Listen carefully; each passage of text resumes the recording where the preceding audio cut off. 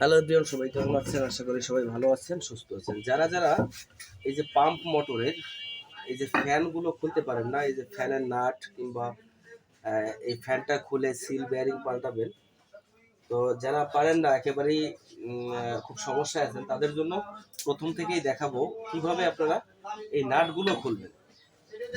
দেখেন, এখানে প্রথমে আপনি এরকম একটা রিং এখানে ব্যবহার করবেন।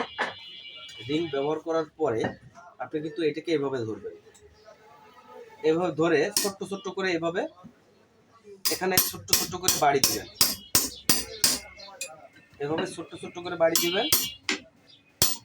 অনেকে আছে এগুলো খুলতে গেলে লেদে নেয়, কিন্তু লেদের কোনো প্রয়োজন নাই। দেখেন, এটা বাড়ি দিলে কিন্তু এটা খুলে গেছে, দেখছেন? এটা আপনি সারাদিনেও খুলতে পারবেন না যদি এরকম ছোট্ট ছোট্ট বাড়ি না দেন এতে। এবার এইখানে যে ফ্যানটা আছে, এই ফ্যানটা খুলবেন কিভাবে?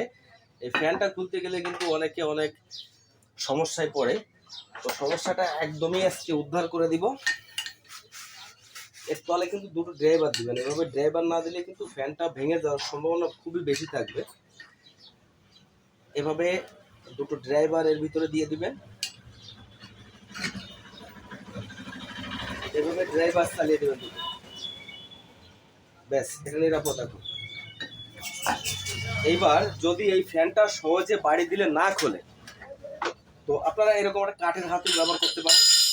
আর একটা এই যে নর্মাল হাতুড়, এটা দিয়ে ঠাসা বাড়ি মারতে হবে। ঠাসা বাড়ি, দেখেন এক বাড়িতে কিন্তু এটা খুলে গেছে।